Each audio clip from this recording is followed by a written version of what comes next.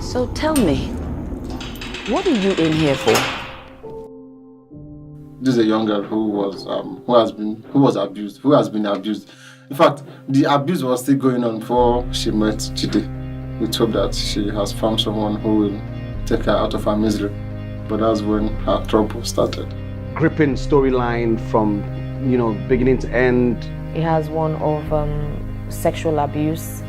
Basically sexual abuse, because the girl was sexually abused by her stepfather. It's a story about a young girl's quest to live a good life. Sometimes you think it's slowing down and then it picks up really fast. So it had a lot of suspense. You going into the movie, you might not have expected that, okay, this movie is actually going to touch on that part of you, but the movie does that.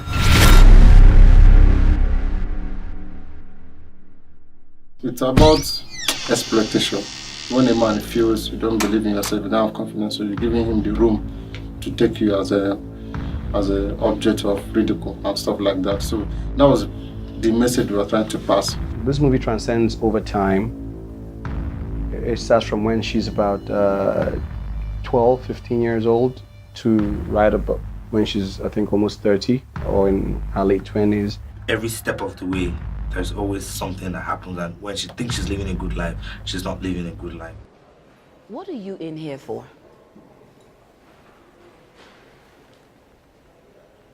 It's one of those scripts that you start reading the first page, from the very, very first page, from the very first line. No matter how busy you are, you don't drop it. You just read until you get to the very end, and that's what happened to me with Black Widow. Getting a script that you don't get to drop, that you have to read from beginning to the end. And immediately I finished reading it, it's like the producer was reading my mind. He called immediately and was like, "Did you enjoy it?" I'm like, "Yeah, I did. I love the script." There are some issues you see, you try to go in depth so it can unravel the mystery behind most of those things. Because if you go to our jails today, you see most people who are in prisons, they don't have any case to answer. Just the struggle and the journey of a young woman, which, trust me, you want to see, because I don't think I've seen it being told this way before. The twists and turns at every corner, the suspense. I mean, there's a trail of dead bodies, and this girl even ends up in prison. And she keeps going deeper and deeper and deeper until dash. Wow, I'm not very proud of myself. Mommy, it wasn't me. I mean, like, they told me to do it. They told me. I told them it was wrong, but they said they would pay me, and I said okay. So yeah, I played the character Jide. Jide is a very, very sinister character that you want to see, you want to meet. Jide is someone I've known for a very long time. Someone I love his growth, I love his tenacity. Someone who wants to do it better. Someone who's eager to learn, and someone who wants to bring something new on the table. He wants to be part of the production.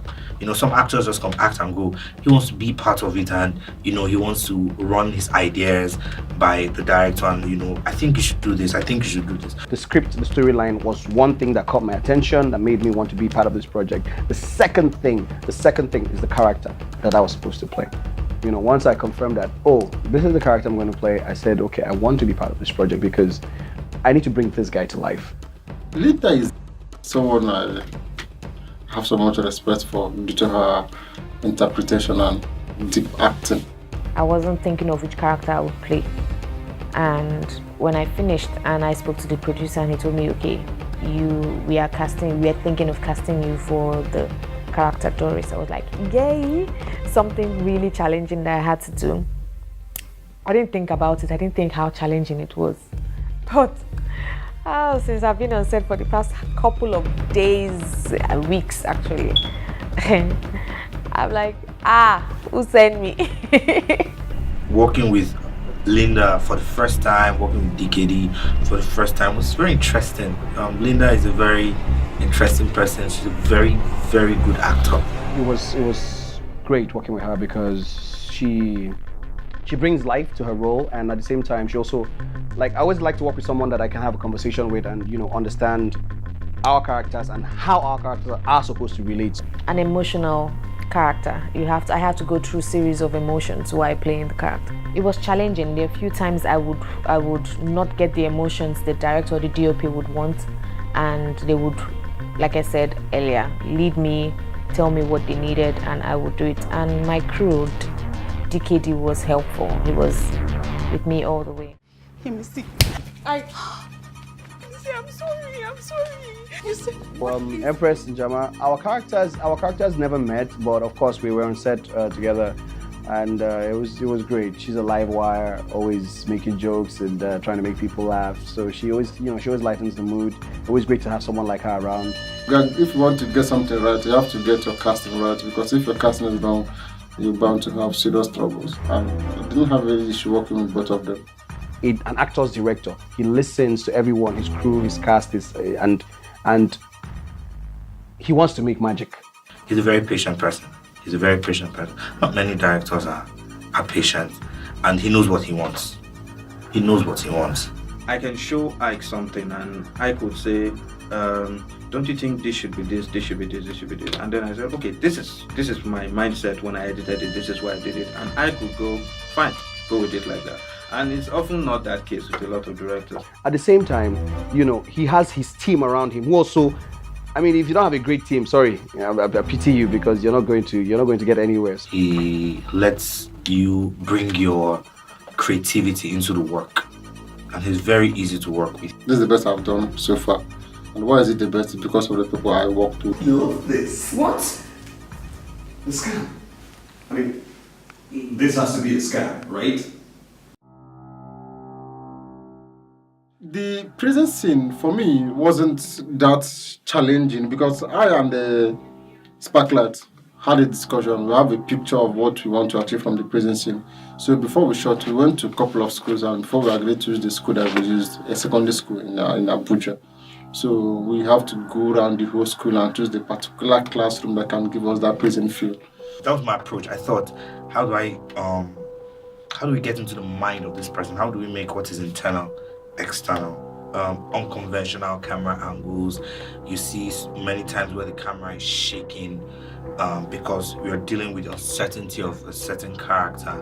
So my approach to it was, I wanted to use the camera as a narrative to get into the mind or the psychology of this character and say, why is this person unstable? Why is this person uncertain? The entire post-production process took about 3.5 months. A chunk of that went into sound design, Foley sessions, scoring the music for the film, and then actually treating the dialogue.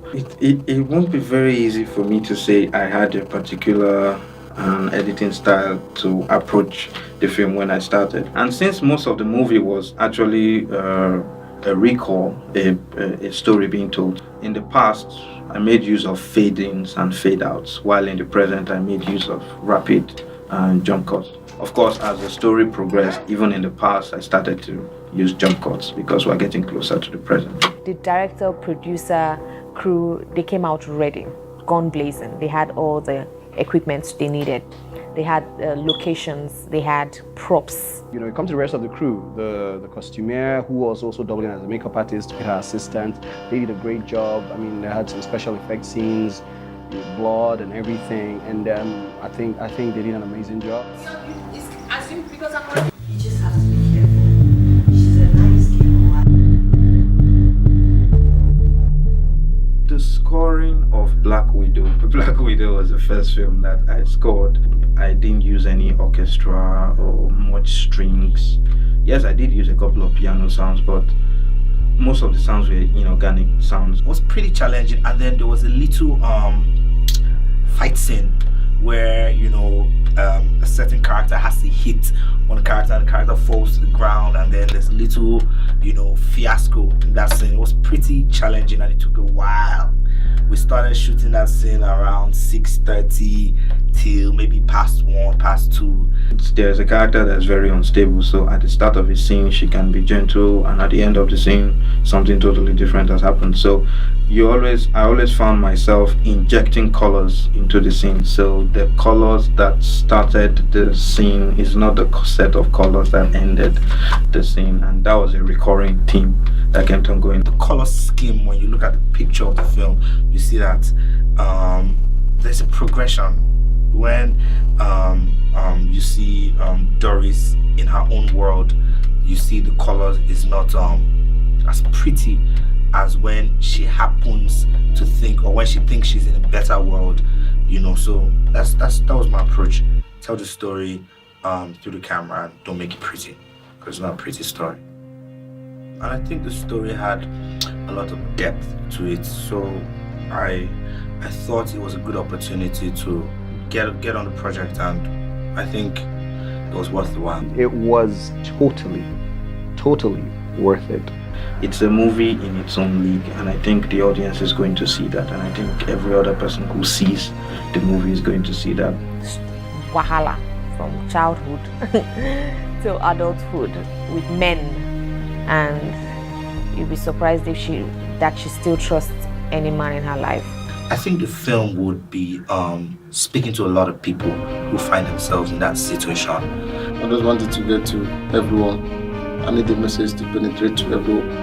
So I need girls to, most ladies to watch the movie and have a think about how they say yes to everybody and learn to have mind of their own.